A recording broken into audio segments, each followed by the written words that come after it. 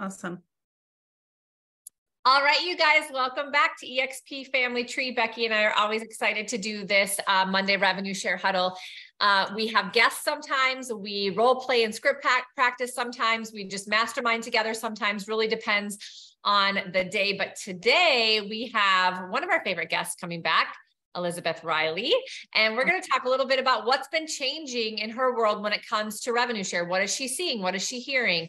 What should we be taking advantage of? Obviously, she is one of the top earners of revenue share here within EXP. And so we had her here last year. And this year, I think, there's different and more opportunities. And so we're looking forward to hearing her perspective on that. As a reminder, you guys, we do the revenue share huddle, I said, every Monday at 10 a.m. Pacific or 1 p.m. Eastern or whatever your time zone is. If you want to watch this again, it's always live streamed forever and stays in EXP Family Tree and Workplace. I did go ahead and post the Zoom link. If you guys are watching there live right now, I see many of you. Feel free to jump on Zoom if you want to be part of the conversation this way, or feel free to chat something below the live stream and we'll monitor that for questions for Elizabeth as well. If you guys are live, raise your hand. Let's be interactional. Of course, you can chat in the chat box. And this is also going to be recorded and out on my YouTube within 24 hours if you'd like to share it with somebody outside of EXP or just in general. So without further ado, Elizabeth, we're happy to have you. I'm excited to see you in real life in a few weeks as well. I know. It's hard to believe it's already September and we're right around the corner. I'm super excited. I get very excited about seeing our EXP family. So that'll be fun. Yeah, it's going to be a good time. Yeah. How many of you are going to be at EXP Con? Just out of curiosity. Okay. Oh yeah, Darren, we have to wait about your pup, right? We don't know yet. Okay. Looks like a good number of us are, so that's great. It'll be you guys make sure that we connect with each other, work chat me. I want to meet as many people in person as possible. So, and Jen, that would be amazing. I might if you're looking for a roommate, let me know, Jen Bonner. Yay, Jen, that's awesome. That'd be great. There's going to be a good group of us, or at least a handful of us from North Idaho here. So that'd be great. All right. Well, without further ado, we're going to jump right into this. So first and foremost, there are a few people that are maybe newer on the call. So Elizabeth, will you just give us a really quick 5-minute intro to yourself for those that are new to EXP and maybe new to knowing who you are? Because I think that's really important before we start the conversation. Sure. I'm blessed to be here. Thank you for having me. Elizabeth Riley out of Austin, Texas. I have been licensed a little over 18 years. I was with Keller Williams the first 10 years of my career, first in Atlanta, Georgia. And then in 2008, my husband was transferred to Austin, Texas. And so I've been in Austin ever since. I was with Keller Williams the first 10 years. Then in 2014, I was the #1 agent in my market center out of 650 agents. Won my little trophy and my baseball cap that said Capper. Came home and I told my husband I was getting out of the business. And he's like, you just won #1. What are you talking about? Like, look at what you've done. I was like, we talk about God, family, business. I have 4 children and it was all business, right? My husband was traveling internationally at that time. And I was like, this is not our plan. This is not what we wanted to do. And I've got to do something different. So he encouraged me to start my own business. And I did not want to do that. I did not want to be a broker owner at all. I did not see any other options from all the other models out there or companies. They were all the same. It would be a lateral move or going backwards. And it's just, I lost my passion really is what it was. But people joined people, and my Atlanta crew was I was still really, really tight with them. And they had all gone to this little company called EXP Realty. And they said, hey, will you talk to somebody? And I said, sure, I'll talk to anybody. Because when you trust somebody, you don't even ask questions. You don't say who, you don't say any of that stuff. So Glenn Sanford came into Austin, Glenn and Debbie, to meet with me. And everybody's like, oh my gosh, he came to Austin to meet with you. And I'm like, guys, at that time, EXP had 400 agents nationally. My one Keller Williams Market Center had 650. So it wasn't what we are today. And quite frankly, I didn't really understand what we would be. I did not join for RevShare. I actually told Glenn Sanford, I'm not interested in RevShare. And, it's kind of a funny thing because he talked about RevShare quite a bit because I did do pretty well with profit share or, considering at KW. And sometimes I think we talk about the wrong things. We don't ask enough questions. So he just assumed that was what I wanted. or I was interested in. I was so burned out by that because KW, we brought in all these people and then they just kind of let them go.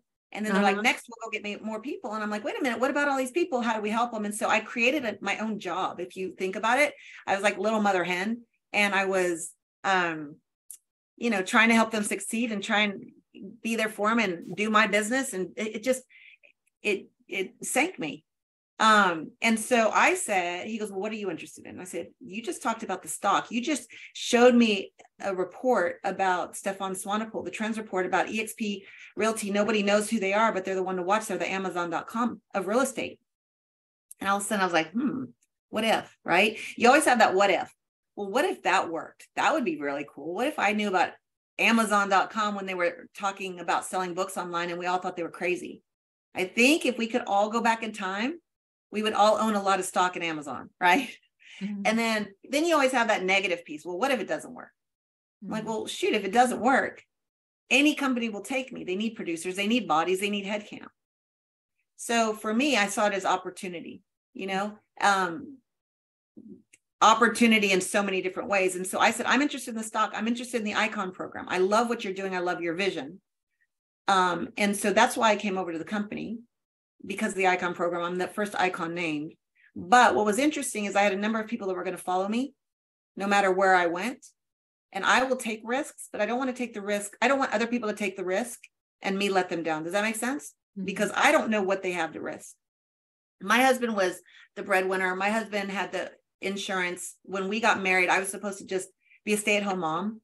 And I realized I'm a better mom because I work.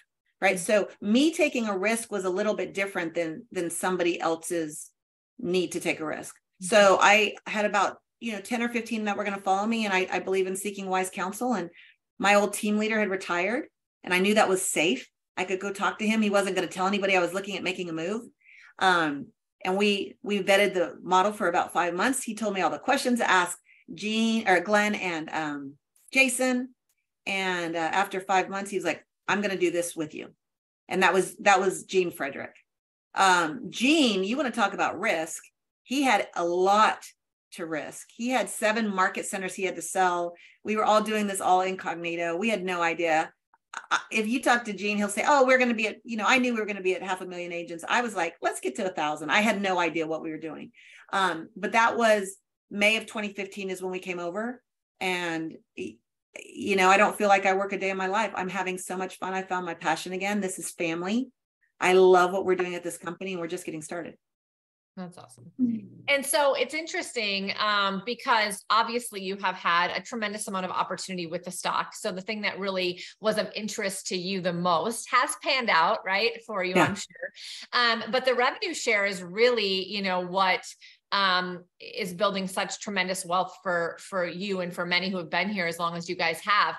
And so tell me a little bit about that transition in your mindset. Like, how did that switch when you were just like, I don't want to hear about that. And then really taking advantage of it at the highest level. Was it more organic? Is it just because you found your passion and you enjoyed it? And so it made it really easy to talk to people, or was there some sort of switch in your mindset when it comes to that? I just assumed I already knew everything about it because of what KW was doing. And I didn't really understand it to the extent that Glenn's brilliant. Mm-hmm. Everything I do is organic, right? My business, I'm still very much in production. Yeah. That's my attraction. I have never called anybody except I called Gene. Okay. Out of my front line, he's the only one I called, but I didn't call him to recruit him. I didn't call him to attract him. I truly called him because I needed guidance. Mm-hmm. I'd only been at one company. I didn't know what I didn't know. And that one person is the only one, if you want to say I technically called somebody, but I have 72 people on my front line. Mm-hmm. So if you look at a lot of these recruiters, it's a numbers game for a lot of them. For me, though, it's relationship. And I'm not saying they're not relationship at all. I'm just saying for me, I feel like in my business, if I build the relationship first, I'm going to build the business. Mm-hmm. Same thing in attraction for me. So I would build my business and people are watching me. And I did not realize how many people were watching me. I'm not huge on social media. That social media wasn't a big thing back there anyway. Yeah. But people follow people and they see what you're doing. They see the passion, they see your excitement, and they want to be a part of that. Mm-hmm. Right. And so I stay in production for that reason. But my 72 people, for the most part, they're still here, right? I've had some people come and go, but I have 72 still here. Most of them are icons. Most of them are cappers, because we were all building this together to build our business. Yeah. And so it organically kind of grew. And my 72 people now, I haven't looked at my numbers lately, but I'm over 11,000 agents around the globe. And that's unbelievable to me. But if I really love on my front line and teach them how to love on their second line and their third line, that cascades out. And so I'm very, very intentional. I'm very in sync with them. I'm very much in conversations with them. I'm very much doing masterminds. And okay, I don't want to be boss because I'm one person. How I build my business is so different than how somebody else is going to build their business. How I attract is different than how somebody else is going to attract, because success looks different for all of us.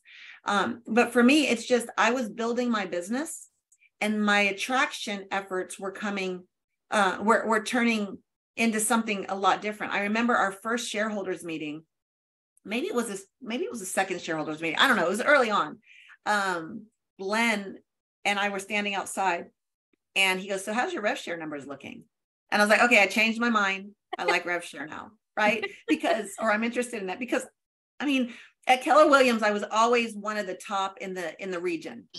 Just again, the same person that I am now, attracting people that would come to me. They're like, "Hey, we want to come join Keller Williams." I was like, "Okay, come on." But I was always one of the top in the region. And I think the best I ever did was 25,000 a year. And that's good. It paid for my cap, but that's not life-changing. That's not impact making. That's not legacy creating. You know what I mean? And so what's really cool is I really grew up with nothing. And I really struggled with revenue share for a long time. And I struggled with success for a long time just because I didn't feel worthy. I didn't feel like I deserved it. And I wanted to be a good steward. But here's what I've recognized, especially over the last year or so. The income allows me to make an impact. So when it's not about income anymore and it's about impact, and I'm so focused on impact, then it aligns with me and makes a lot more sense. So those are the type of people I'm surrounded by. I'm not going to go do a lunch and learn. Not to say lunch and learns are bad. That's just not authentic to who I am, right? When I'm meeting with somebody or they want to ask questions, I'm very passive, just like business. My business, my real estate business is 100% referral. Okay. I don't like calling people, y'all. I don't like talking on the phone. If my mom calls me, true story, I'm like, okay, what's the point?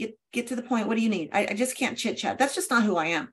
I don't like it when people call me and say, "Hey, Elizabeth, how are you? It's been a while." Great. Well, I've got this new product. Like, I don't like that. So I don't want other people to feel that I'm doing that. But if I build the relationships, so I'm very much focused on that. So I'm passive in my attraction piece as well. I'm very good at third party validations. I love helping other people build. I get in my head sometimes. Rich has been great at helping me get out of my head. Mitch and Hank have been helping me get out of my head on that too, because it's about the impact. So I changed my tune a number of years ago on revenue share. But then the last couple of years, because of the impact I'm able to make, it really has ramped me up in a big way. And right now, y'all, this market, while everybody has their head in the sand, people are making moves. Like when I talked about opportunity back in 2015, 2014, like this is opportunity. If you look at the numbers and you look at the reports and the industry stats, everybody's going backwards. Everybody's chasing shiny new objects. We're the only one moving forward. And, there's been a lot of competition or conversations about competition. I don't focus on the competition. Comparison kills joy. I say that in my business all the time, but that's what's going to kill joy with EXP and our company. We all own this company. Let's focus inward on how we can help each other build and grow. And it's going to cascade out, and people are going to want to be a part of it because they can't create that culture where they are. And that's what's been my success. And like I said, I don't EXP on people. Nobody cares about who we are and what we're doing, but they do care about what it will do for them. So instead of telling them who we are, like, let's show them. It's so much more of a statement than us talking about splits or caps, or like Glenn said, "Oh yeah, let's talk about rev share." Completely was over my head, and nobody understands stocks anyway. So if you ask a lot of questions and understand what the pebble in their shoe is, I always say, find the pebble in their shoe. Find what motivates them, find what excites them, find what moves the needle for them, you'll be surprised if you keep asking questions, the information that you'll get, and then you can invite them to things, or include them in conversations, or have them meet other people, not for recruiting, but a relationship building, and they'll come over, whether it's in a week or whether it's 4 years. My old team leader from Keller Williams in Georgia watched me for 7.5 years and finally came over. And he was like, oh my gosh, but you don't know what you don't know until you're a part of it. Yeah. Well, and all really great stuff. And we're going to open up for questions. One thing that I know people ask all the time to me inside the company, and to Becky, and when we're having these revenue share calls, is the kind of getting in their own head about having to produce and also recruit, and first of all, attract, right? And just be yourself and be successful. And then people are going to ask you how you are, especially in a market like this when they aren't. And I think that you've been able to do that throughout the years, is just continue to focus on your production, continue to grow your business, be an icon agent. How many icon agent awards have you had now? 8? I have 8. I almost have 9. I'm hoping to have 9 before I get the EXPCon, but I might be a little short. So literally, you guys, that means, in your market, what is that, Elizabeth? Probably 24 or 25 transactions. I do a lot of referral stuff. So it actually, last year, it took me 42 transactions to get to Icon. And that's okay. Again, that's okay, because what I'm doing is I'm sharing my business with other agents. So it's helping build their, so it's going to help me. It's going to take me longer to get there, but I'm going to get there. Right. So it took me 42. It'll probably be about 42 this year as well. Okay. Yeah. So 9 times, right? And attracting 70 to 75 agents. And so by being yourself and by being out there in the market, and then just being intentional, you can do both. I think that's the biggest limiting belief I hear, is how do I do both? Well, if you're doing the one thing the right way, then the other thing should be a lot easier. It shouldn't feel like double the work, right? Yeah. I don't see them as, and you might disagree, I don't see them as separate. Yeah. Right. Because I'm already doing the things I'm doing. I mean, it's really cool because I'm going to be late to a meeting for this, which is great because I want to be here with you guys. But every single month we do in-person Fearlessly Authentic Women in Real Estate. And I started doing that because there were so many amazing women, not even just with EXP, but I was like, I want to have them exposed to what we're doing and the collaboration we have. And then we're like, we're already doing this. Yeah. Let's turn this into an attraction piece as well. We don't have to say, hey, this is for attraction, but let's invite people that we think are amazing and have them collaborate. Y'all, I've got a Compass agent. She's coming today, but I've been talking to her for 4 years. And she finally told me, she's like, I'm joining EXP. I'm coming. I'm finally coming. I finally get it. But these are just this is what we were doing anyway. Yeah. You see what I mean? So you don't have to, that does get overwhelming because we are busy. And then I've got kids, and I mean, my kid stuff is more overwhelming than anything because they're all in sports and things like that. It's like, don't create another job, just be who you are. And your vibe's going to attract your tribe. Yeah. Right. They're going to want to know more about what you're doing. They're going to want to know how you're doing things, and wait, how are you thriving? Not just surviving in this market. How are you thriving? That's right. Right. And so I meet with people all the time. Just to build that relationship and have conversations and figure out what's going on. And I'm getting market knowledge. We're you're building that rapport, because if you're on the other side of a transaction, I'm not making it a separate job. Mm-hmm. Mm-hmm. I think that's part of the problem. Now that you say that, Cari, I think people think it's either or. Yeah. And I think people get in their head about the narrative out there. First of all, it's a false narrative, right? We're not a recruiting company. 12% of the company only has one person. And quite frankly, even if we were, I mean, everybody has to recruit. Chick-fil-A down the street has to recruit. If you're not recruiting for your company is not going to be in existence for very long. Right. And where is this narrative coming from? It's really coming from the other companies that are going backwards. So I just ignore it. I'm like, that's noise. Or if somebody says that, I'm like, well, that's cute. I wonder where that data came from. Because I'm internal, and 12% of the company is responsible for the growth, right? And it's just, I don't let it be a negative. No. Yeah. Yeah. I mean, one thing that really, changed my mindset years ago when I was recruiting for Keller Williams, because I did have to recruit as a full-time job, and a lot of people, and there's a few people on the call that have had to do that, is, it's just really fascinating to me how people's mindsets in this industry are so different from almost every single other industry. In almost any industry, if you are being recruited by a competitor, that means you've made it. That means you're really stinking good. And you answer those calls because you want to know if there's a better opportunity for you, because you've earned the right and you're an A player in that industry, right? Yeah. That's a compliment to be recruited, because people want to be in business with you because you're doing things.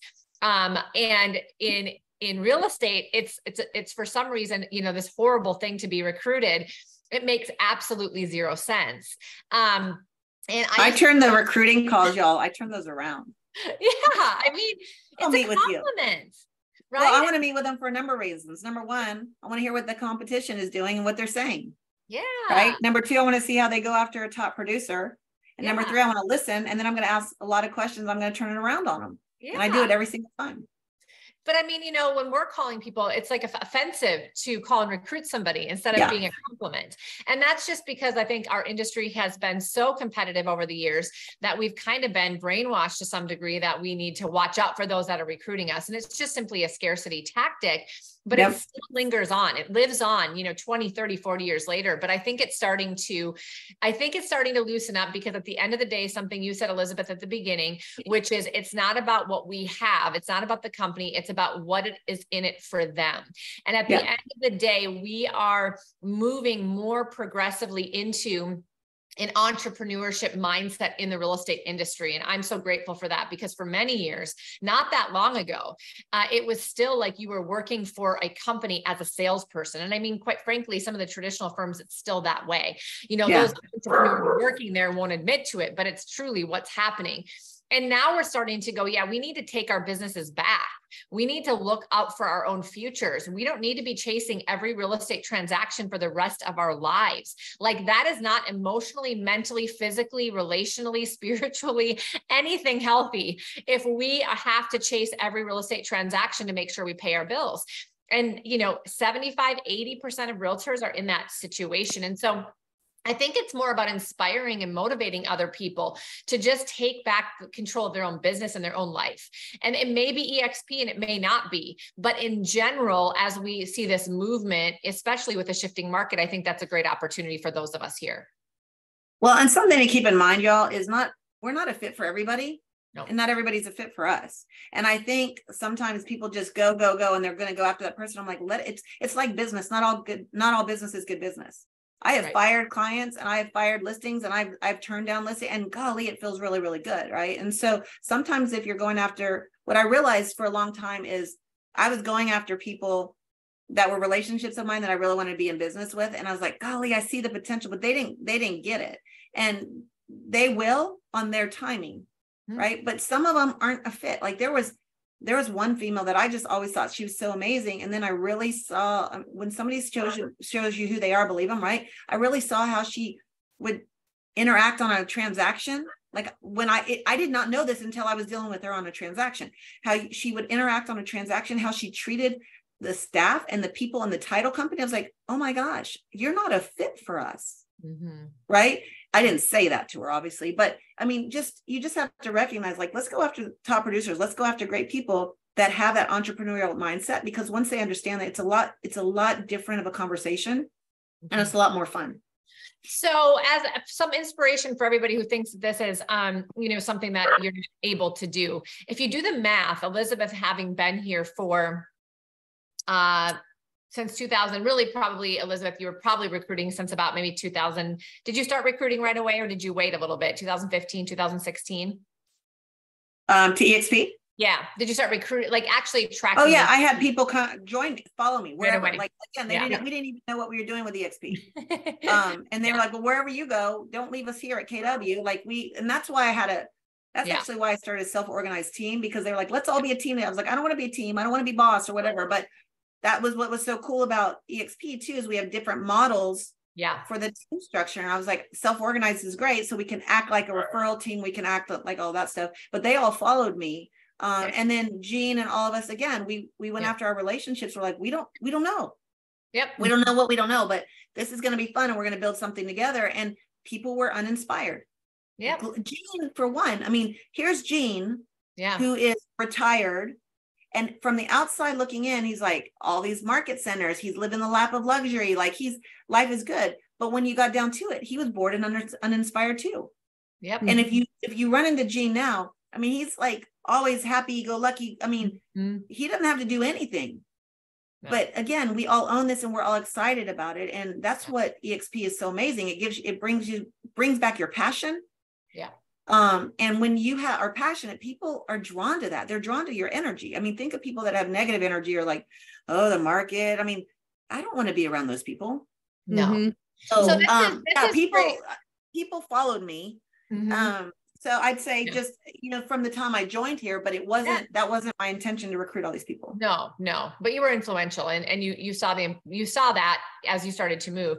So let's talk about that. So for all of you, if you do the math, it's about 9 people that Elizabeth has attracted per year in her front line over the course of a number of years. And we always talk about this. This is a compounding effect and a longer term opportunity. Yes, you can make great money short term, but really a life-changing opportunity if you plan to be in this business for the next 5 years or 10 years, and you continue to do business and you continue to be the best agent you can be, and then just come from contribution and build relationships, right? So this is not like it's 50 people a year. And it's so interesting to me, Elizabeth, because most people I hear about, they're like, well, yeah, but that person, they recruited so many people.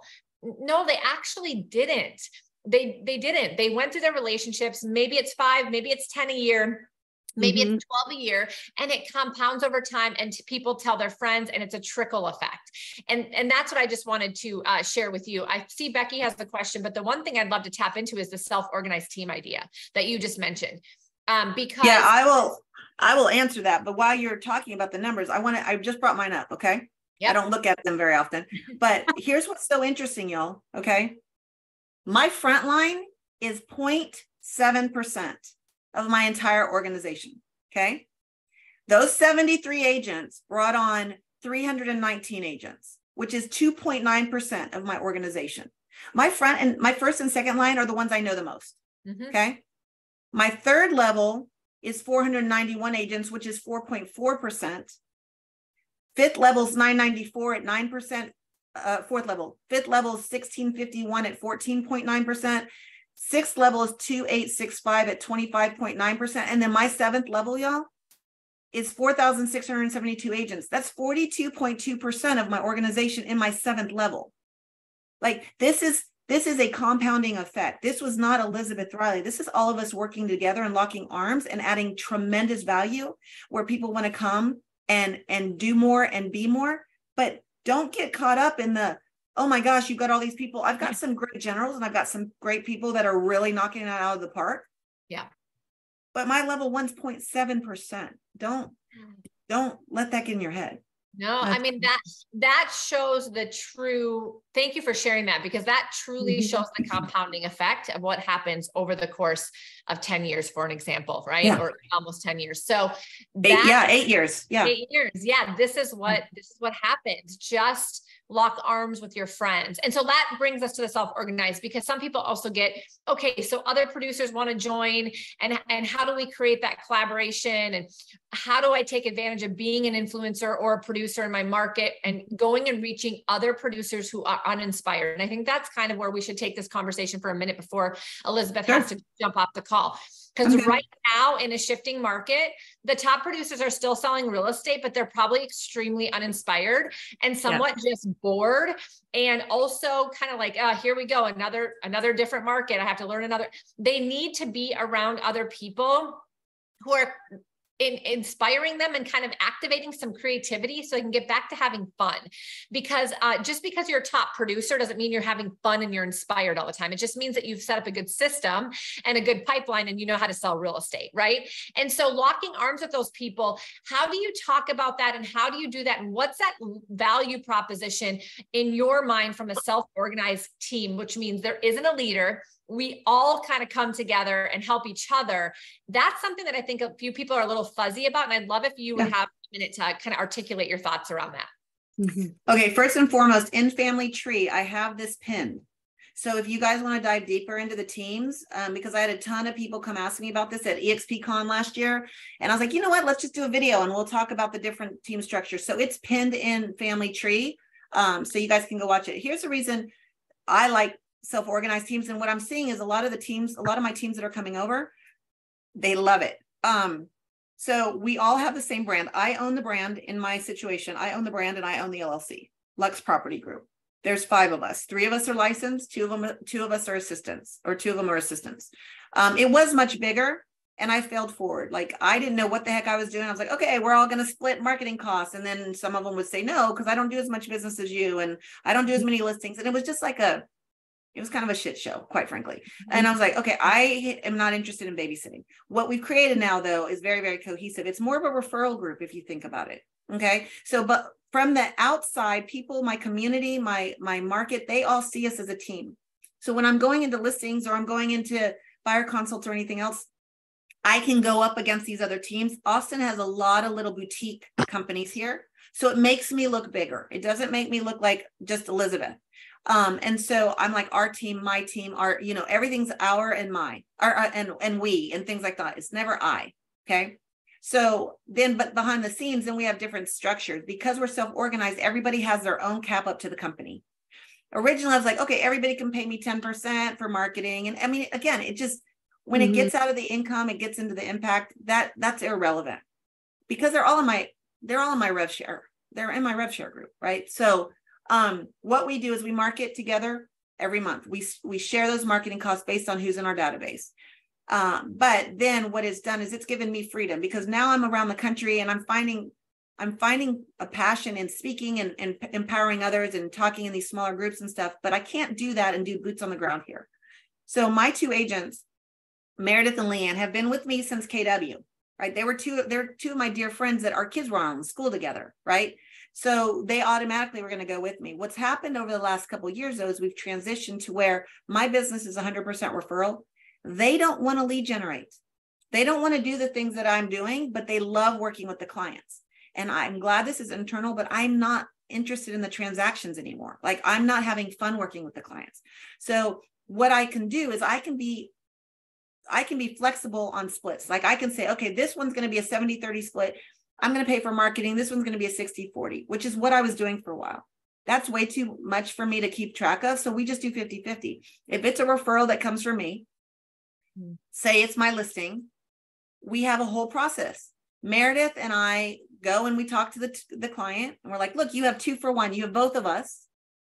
The reality is my relationship's still intact. So they know that I'm still involved in some way. But then our TC takes over, and then Meredith is boots on ground. So Meredith is putting signs in the yard. Meredith is doing the open houses. Meredith is the main lead, even though we're on group text. I'm still involved where I need to be. I like the negotiating part, so I get involved in that. But Meredith does all of my listings 50-50. Same thing with Leanne.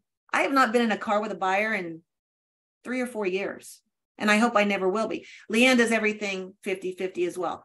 When it's their own deals, I don't take a split because I don't care. You can, though. But do you see what I mean? It's empowering everybody to kind of really show up in their own way and their passion. And it's freed me up quite a bit. So I love the self-organized team, because you can do anything you want. Yep. Right. I mean, you just have to have your team name on file. You have to have your roster on file. But a lot of the teams, we've got an independent brokerage here that a lot of their teams are coming over, and they're like, oh my gosh, I love this because I can recruit to my team in a self-organized way. And that's what they're all loving, because they didn't have that flexibility before. So it's more of a referral group is really what it is. And you are making icon by doing this and pretty much sharing in your transactions with one of your self-organized team members. But that's why it's taking me long. Yeah. Yeah. But to be clear, they have a 16,000 cap to the company. Yep. Now, if I had a standard team, they couldn't make icon. Right. And they wouldn't make as much. And so it's like, so I'm still making icon, because my 50, when I'm splitting them 50-50, we have the $250 transaction fee. I only get $125 of that when we split it. So it's taking me double to get there. But again, it's freed me up, and everybody's winning. And they're 2 of my qualifiers. right? So it all trickles down. They're in my front line. They're qualifiers, which I need for rev share. So we win in all different aspects. Yeah, I love it. And then we have a few questions and we're going to get to that. So that really is the springboard for you to continue to stay in production, to stay relevant, to get in front of agents, to be able to attract, to be able to icon, which was the most important thing to you when you first started, and you've now almost made it 9 times. You will be making it 9 times. And being able to bless other people to share that same with them and not let go of your database as you try to transition out. And I think that's brilliant because it does help you with your revenue share. It does help them take advantage of all the things that you take advantage of. So that's huge. And then of course, all of these people in your revenue share are partnering with you as well, which is a whole nother conversation we can get to if we have a minute of just kind of how you're coming from contribution. But if you go and look EXP family tree, you'll see what Elizabeth does. And she's also taken part in the Rockstar Agent, training, which Rob Tucker is leading. And there's a whole bunch of ways that she's engaging her agents, which you will have the same opportunity to do as well. So let's get to a couple of quick questions, if you don't mind, before you have to run off. I'm good. Julie, you have a question? Well, first of all, can I say one thing real quick, Cari? I think it's really important. There's someone on here named Heather. Yeah. And she put in the chat box, she said, to Elizabeth, hello from your 7th level. Hi. So your 7th level. Her name is Heather. She's right there. I love that. Hi, Heather. Yeah, I thought that was super cute. I mean, just look, you've changed her life and you guys don't even know each other, right? I love it. I love it. I think that's amazing. I think that's really what this is about. When you said I have 4,000 people in my 7th level, this is a life that may be changing because you decided to make a decision to do something years ago to have an impact. And I just think that's incredible. So that's a real live. I wanted to point that out. We do have a question. Cari, you want me to read the question real quick? Yes. From Julie. Julie has a question. She says, what questions should I ask a top producer? I have an agent right after this call. I am meeting on Zoom. She is with KW and has agreed to hear about the EXP model. And I don't know how much time she will give me, but what questions should I ask a top producer? Okay, so she knows it's a. I'm right here, Elizabeth.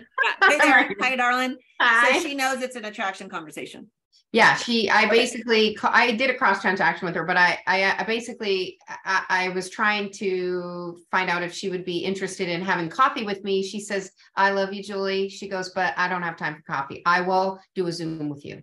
And she said she has heard about, it's been years before COVID that she has actually heard about the model. So I said, well, things have changed since then. And she goes, all right, I'll do a Zoom with you. So first thing I would do is just ask her how much time she has. Yeah. Right. Sure. And then you can kind of tailor it from there, because I always ask them about them. Okay. Tell me high level about yourself. Tell me high level about your business. Since you already know her, just say, how's your business looking this year? How's your business last year? And they're going to tell you, it's like, okay, so what are you loving about your business? What are your struggles? And then just have that conversation. If she's at KW, their caps, I've had a lot of conversations with KW agents, and their caps, they keep changing and it's getting a lot more expensive. And so one of the big things that people are really loving is the luxury. If she's a top agent, talk the luxury program. Just say, oh my gosh, we just launched the luxury program. It's completely changed our business. Our clients love that we're in 24 countries. I mean, we're showing up in Wall Street Journal and Rob Report. And this is true. I'm winning listings from Compass agents because they don't have the reach that we have with our luxury division. So I would just ask her a lot of questions, very specific to her business, what her goals are. Where do you see yourself next year? Where do you see yourself in 5 years? Are you wanting to stay in production? Are you wanting to get into coaching? Are you wanting to get into training? Are you wanting to, if I'm talking to teachers, a lot of them want to, I love mentoring, right? And they'll want to be a mentor and things like that. So figure out what's important to her business and what her goals are. And then from there, you can say, okay, what do you know about us? You heard a lot last time. What do you know? And what do you like about our model? And what do you not like about our model? And again, you're going to have to figure out how much time you have. But what you'll find is when you ask, what do you know about us? It's going to be inaccurate information. Yeah. Right. And say, okay, that's interesting. Okay. We'll unpack that in a minute. Okay. And just take notes so you can remember, but I don't go into each one. I want to get all the objections first from her. And I want to get all the, write her goals down in one spot. I want to get all the objections in another one. And then you can go back and say, okay, I have some ideas. I would love to show you what we're doing here. And then you can unpack it that way. But if you jump on one objection or one challenge right then, you might not get to all the other ones. So especially if she's limited from time, just write them all down and then say, okay, and based on what her goals are, you can figure out which one to unpack first. And then what I would do, Julie, is like, oh my gosh, I know some great people that you would love to talk to. Figure out her personality and then get some of us on a 3-way call, right? Like, hey, Elizabeth Riley, I was just on a training call with Elizabeth. Oh my gosh, she was #1 at KW in Austin, Texas. She was there 10 years. And you can't believe what she came over. Like, would you be open to talking to her? You know what I mean? It's like, nobody wants to say they're not open-minded. I mean, if you were on the Phil Jones thing the other day, are you open-minded to talking to her? Are you open-minded to talking to, Rob Tucker? Rob is doing this amazing training. We've gamified this within the platform, and he saw people within KW going, 8 times their business going up, and look at what he's doing in our platform. Like, you got to figure out what's important to them and then pull in the right personalities to come back and partner with you and help you, regardless of whose line they're in. Mm-hmm. 100%. Love it. I do know that she a reason why I know her is I had a new construction. She works actually with a big top builder here, and she lists all his stuff.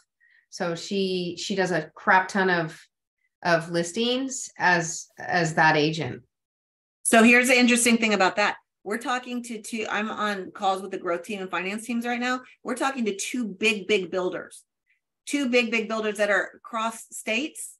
And what they're doing is they're recognizing the resources and the reach that we have as a company. Like Compass doesn't have it. Douglas Elliman doesn't have it. I mean, Douglas Elliman has maybe 6,000 people in their whole brokerage.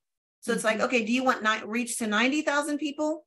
But these builders are seeing the power that we have. They want access to our MLSs. We're in all these MLSs. You could say, what could it look like if you're able to market all of these new construction for your builder internationally, or even if it's just in one state, like even if they're in, Texas. Right now they're so hyper local and you're relying on Zillow and all the other crap lead sources, right? But right now you can say, we can get this in front of our agents. I think they said 72,000 referrals were done last year alone. I mean, like, what happens if they're getting all that business just internally first? What could that do for that builder? Mm-hmm. There's a big opportunity on the builders. And I mean, it's interesting to see that now the builders are like, okay, we're not licensed. How can we make this work? We want to come over to your platform. I love that. That's awesome. That is a huge aha. Mm-hmm. I was really surprised by it too. And Beth, I'm like, yeah, well, we've got a solution. And I'm like, Tony, Amy, what the heck do we do here? So, I mean, it's pretty cool. I mean, one of these builders is across 5 states. Wow. And he's having to find agents in each one of those states. And I'm like, okay, well, we have a solution for you. So if she works with a builder, it's a huge opportunity. Yeah. Okay. Great. Next question is from Heather in your 7th level. Heather, if you want to take yourself off mute, you might we might have some questions. Elizabeth might have some questions for you, but her question, Elizabeth, is how do you move the conversation with your co-broke, someone that you're in co-brokering with, from transaction-based to attraction-based? That for me, I know there's some people, I mean, other people like Glenn or Jean and those guys will say, hey, take them to coffee and hey, I have a little gift for you and things like that. See, the problem, and I'm not saying that's wrong, it works for some people, that doesn't work for me. If somebody called me and said, hey, I want to take you to coffee, I have a gift for you, I'd be like, yeah. Like Julie said, I'm too busy for coffee. So for me, when I'm doing the co-broke thing, it's a slow moving relational. I'm a very high S on the disc profile. Okay. So, I mean, and I'm a high D when I need to be, but I'm a very high S. I don't really have a lot of I, although people think my adaptive is. I think I'm really gregarious and I'm very outgoing. I'm very introverted in a lot of settings. So I'm going to be passive and invite them to different things. Like the women in Fearlessly Authentic Women, or I've got Renee Funk coming in tomorrow, and she's doing a exactly what to say seminar. I'm going to invite them to things like that. I created AHA Club, Agents Helping Agents, and we do it once a month in person, and it's production based. We were doing it for EXP agents, but now what we've done is we've opened it up. Bring your guests. It's not a recruiting. We're not talking about brokerages. They're not getting that value anywhere else, but it is an attraction opportunity. So for me, what I start doing is I have an app called Reach. Mm-hmm. And if it's somebody that I really like, I'll put them in my app, and I will stay in touch with them, invite them to things, always including them in things. And it's a longer process, but it typically works for me because then they'll usually join, or they'll be curious and want to have a conversation. When they reach out and say, hey, I want to have a conversation with you, like, let's have a conversation, because I haven't been off-putting. I haven't been forcing that conversation. It works for some people. It just doesn't work for me. So that's how I do it. Awesome. I absolutely love that. Heather, did that answer your question? Yeah. Yes. Thank you. Good. Awesome.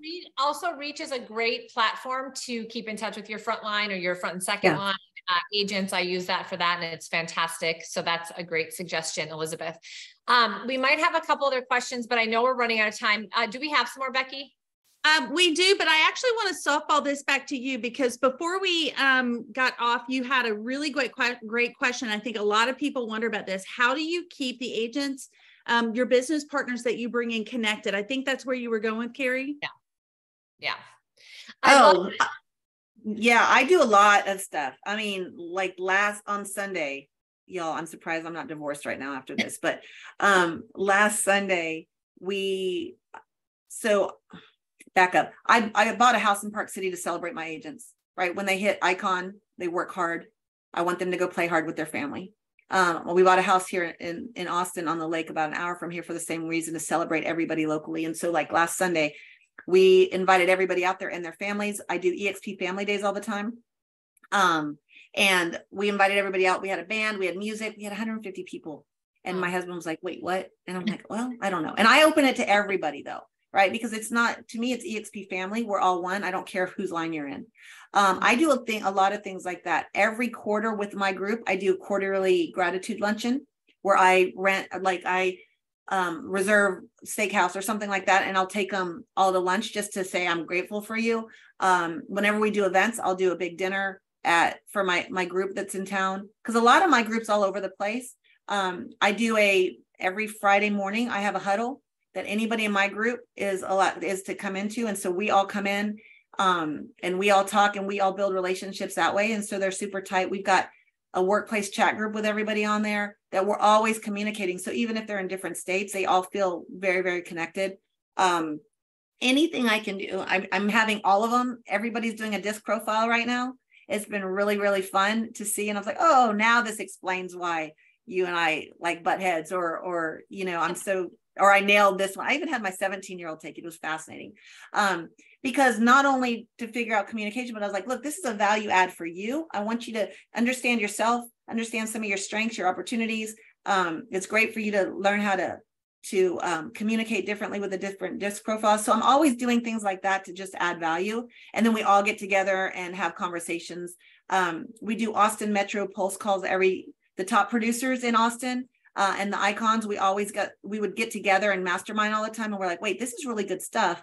What if we did live in workplace? So we go live into our Austin group. So my group is really connected, but we try to stay connected with the agents as well, not just in my group, if that makes sense. Yeah. So I'm always doing stuff. I mean, they're always like, okay, Elizabeth's up to something else. Yeah. Love it. You were talking about the events that you do, the Fearlessly Authentic Women, and then the AHA Club. Can you talk a little bit about that as an attractor? Because I know that he does a lot of events. There's plenty of people on this call that are either wanting to get into events or do a lot of events, and would love to hear some perspective on you on that. I have a group, imagine that, because I get a lot of questions. So we just create groups. I have a group called AHA Club Organizers. Anybody can go join that. Go join that group. There's a video in there that tells about what we do. There's also sample topics. What's really cool about that is I just have different producers come in. It's not about me. I'm one voice. So each month we do it September through May. Once a month, we do it at Austin Board of Realtors. They let us do it because it's not a recruiting event, right? We're adding value. They even put it on their calendar, y'all. It's so cool. So people are like, oh, they show up and then they start seeing what they're doing. I have a lender or a title company or somebody sponsor lunch. It's from 11 to 1. And so they bring in lunch. If they want to get in front of our agents, they can talk 10 minutes. They cannot pitch. They have to add value. So if it's my lender, He has to come in and talk about what the rates are doing and the market's doing and how they could translate that into their seller. They can't just say, well, the rates today are this and my team does this. Like, I don't allow that. It has to be production based. And I charge everybody $10. It used to be free, but they had no skin in the game. And $10 isn't that much. And what was happening is we'd have all this lunch, or we would, and I pay for the room. It's $500 a month.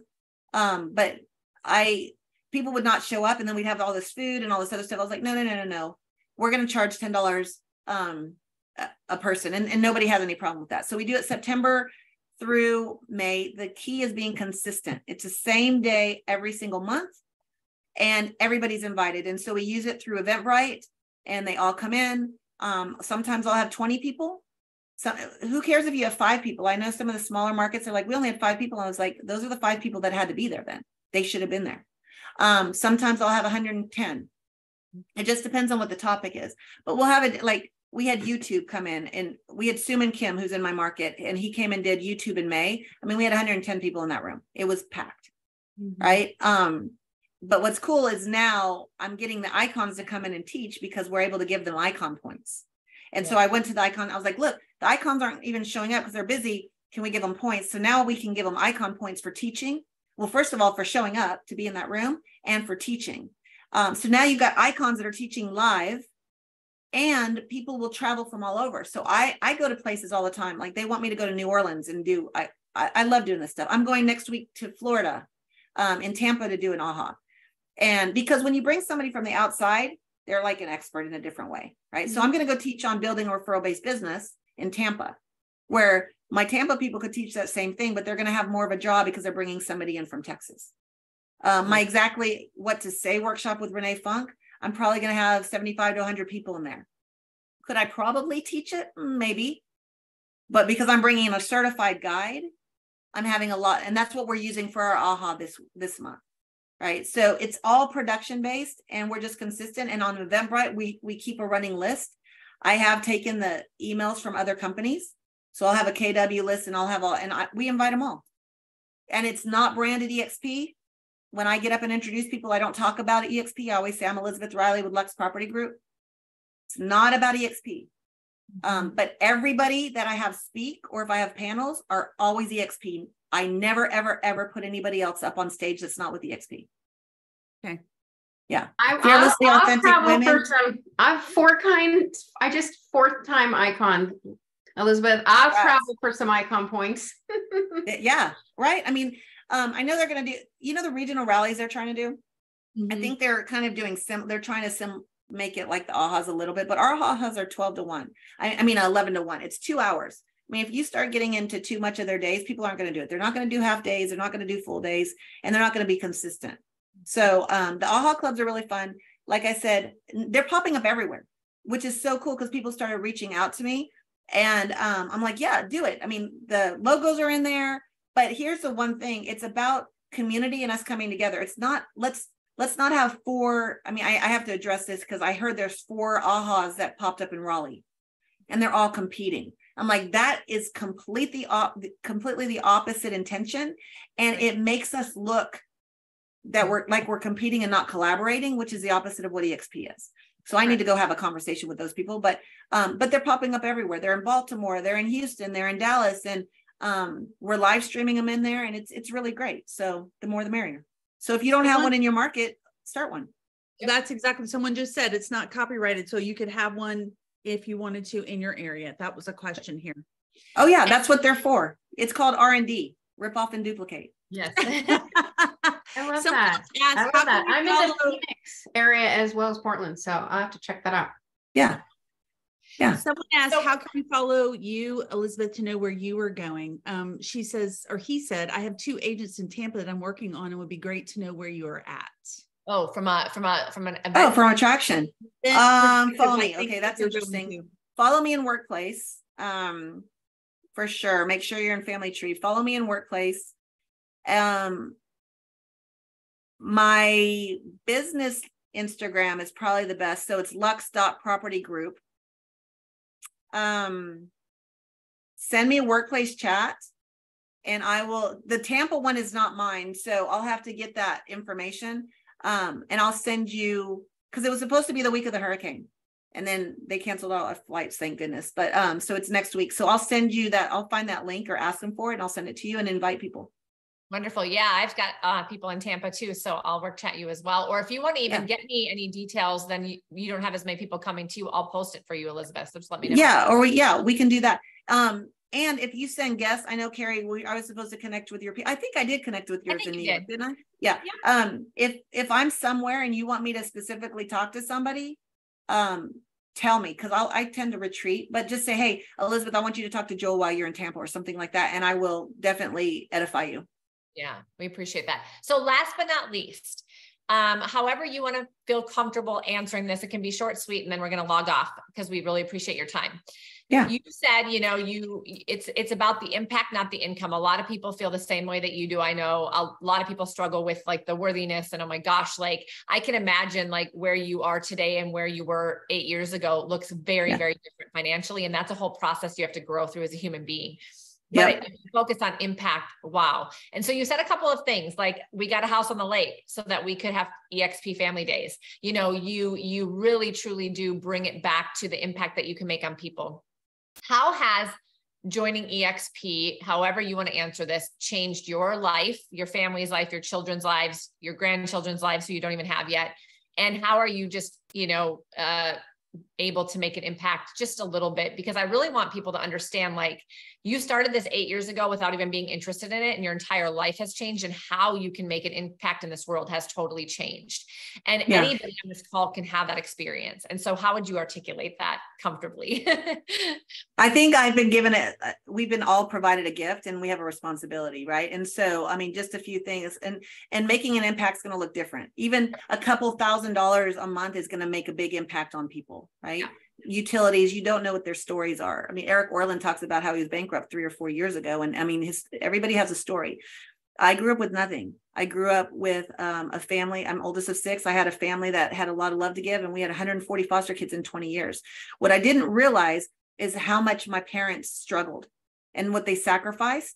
And so, talk about an impact. They're almost in their 80s and they're still working. Well, they were still working because they had to. What I did was, because of EXP, I was able to surprise them, and I paid off their mortgage. Now they can work because they want to and not because they have to. But now what they're doing is they're focused on building this an incredible nonprofit that's going to change their community. And so that cascades out. My husband, traveled. He worked for Dell Computer for 25 years. We didn't know him. Our kids didn't know him. He was gone internationally all the time. And I told him during COVID, I was like, why are we doing this? Like, you've lost your light. I've seen it. I lost my light before EXP. And he goes, well, I have to do this because I have the benefits. I was like, well, we have benefits. What could it look like? So we compared that. And I said, what if I retired you? And he's like, what are you talking about? And I said, we need you to have a relationship with our kids. So I retired him. And we're very private, but I share that story because that's the impact that's going to cascade with my children. And now they're all super tight. My husband's very, very involved. He helps me because he can take kids to school or whatever else, but he's very, very involved. Like, my family was fractured. And what could that have done down the road if we were still going down the same path? My kids are set. My grandkids are probably set. They don't know this though. And I'm not going to let them know this. My 17-year-old, all 4 of my kids are in a private school because I want to provide the best I can. My 7th grader is severely dyslexic. When he was in 2nd grade, I was losing my kid. He quit eating. He wouldn't leave the house. We didn't realize what was going on. And we found a school that was just focused for dyslexia, and it was $34,000 a year. I could not have done that without EXP. EXP gave me my kid back. My kid is thriving now after 3 years in this school, and he says, I'm the smartest Riley. That's what I'm talking about, making an impact. I mean, cars and houses and boats and all that stuff is great, but where can we make an impact that cascades into our community and our family and creates a legacy that we could have never done before, right? My kids at private school, I mean, I pull into these cars are unbelievable, but my 17-year-old senior drives a old Land Cruiser that has 350,000 miles on it, right? I'm going to raise them in a different way. I could give them everything and then some, but then what happens? My dad never told me, my dad never handed me anything except paid my college. And I think if he would have handed me all this other stuff, I wouldn't have the work ethic I have today. And so that's what I'm just working on. So, you know, financially is going to look different for all of us. And I'm very, very grateful. And I think that's why I love talking to everybody else, because they can change their lives. And it doesn't have to be as extreme as things that I've done, but just take baby steps. I love it. Very, very inspiring, very powerful. Elizabeth, I cannot wait to see you. I'm going to work chat you. I'll get the information on Tampa when you have it. We do have people that we can send your way. They'd be blessed to hear you speak, I'm sure. Thank you guys. Jeff is the one who's doing it in Tampa right here. He's on the call. Who is it? Fahey. Jeff Fahey right here. Okay. Jeff, we need all the Tampa information, okay? Hi, everyone. Sure, I'll send it over. All yeah, that'd be amazing. Hey, Can you put anything in the chat here, and then I'll put it underneath the live stream? Do you have a second to do that or no? Yeah, 1 second. Hold on. You're amazing. Okay. Hold on tight. Thanks. I'm going to jump.